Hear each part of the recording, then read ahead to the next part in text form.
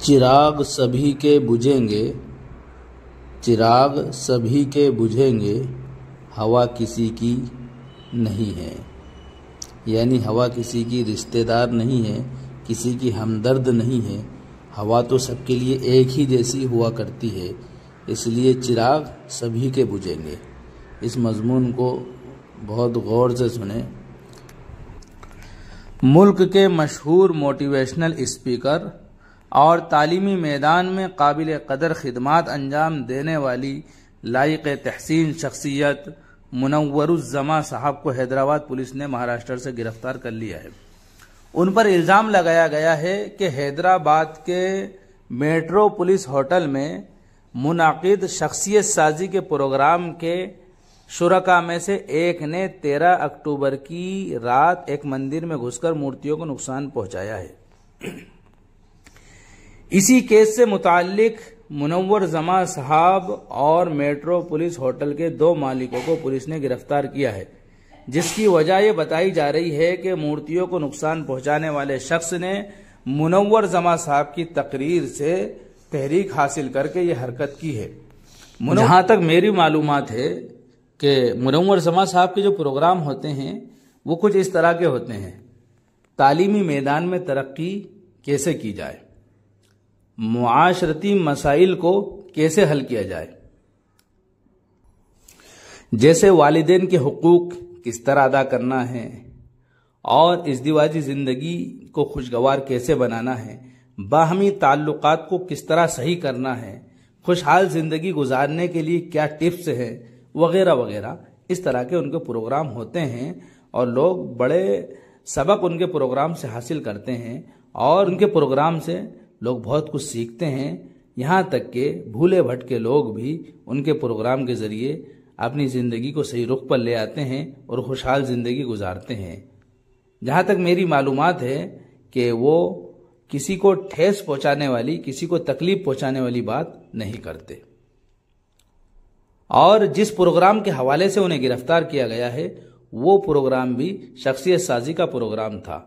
और इस ज़माने में शख्सियत साजी के प्रोग्राम का मतलब ये है कि फ़नी सलाहियत और तालीमी लियाकत और ज़बान और लहजा, मुआशरती पोजीशन कैसी होनी चाहिए और दौलत को हासिल करने के लिए तकनीकी स्पीड क्या है और अपने अंदर खुद एतमादी कैसे पैदा की जाए, ये सब चीज़ें शख्सियत साजी के प्रोग्राम में होती हैं।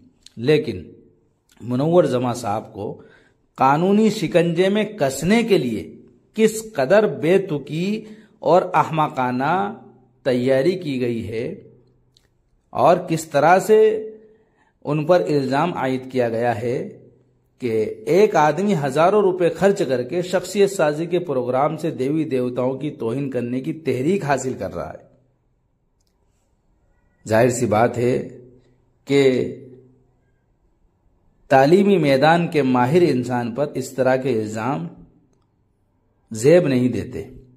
मुनव्वरुज़्ज़मा साहब के केस के ताल्लुक से ये बात हमें समझ लेना चाहिए कि तालीमी बेदारी और समाजी खिदमात के सॉफ्ट रास्ते को इख्तियार करने वाले को भी जब बख्शा न जाए तो ये बात समझने में क्या दुश्वारी रह जाती है कि मुसलमानों की फ्रंट लाइन का किसी भी मैदान का लीडर या मुसलमानों की भलाई चाहने वाला शख्स इख्तिदार पर काबिज अफराद को पसंद नहीं है। सेकुलर कही जाने वाली पार्टियों को इख्तिदार हासिल हो या कम्युनल चेहरा रखने वाली बदनाम ज़माना पार्टी को इख्तिदार हासिल हो, चाहे जिसको भी हासिल हो, वो मुसलमान को इस शक्ल में देखना पसंद नहीं करती। जब भी उसे मौका मिल जाए वो मुसलमानों को तख्ते मश्क बनाती है। इसी हफ्ते की बात है कि मुफ्ती सलमान साहब अजहरी को सुप्रीम कोर्ट ने यह कहकर जमानत दे दी कि गुजरात पुलिस के लगाए गए किसी इल्जाम से ये बात साबित नहीं होती कि वो मुस्लिम समाज में नफरत पैदा करती है या उनके बयान से माहौल खराब होता है, ये कहकर उनको जमानत दे दी। और दूसरी तरफ देखिए کہ رسول اللہ صلی اللہ علیہ وسلم کی شان اقدس کے اندر گستاخیاں کرنے والے، الزام تراشیاں کرنے والے اور ماحول خراب کرنے والے آزاد گھوم رہے ہیں، نہ انہیں لا اینڈ آرڈر کے بگاڑنے پر گرفتاری کا آرڈر ہے اور نہ عدالت سے سزا کا خوف۔ لفظ آخر یہ ہے کہ منور زماں صاحب کی گرفتاری ہمیں بیدار کرنے اور ایک دوسرے کی حمایت میں آواز بلند کرنے کا سبق دیتی ہے۔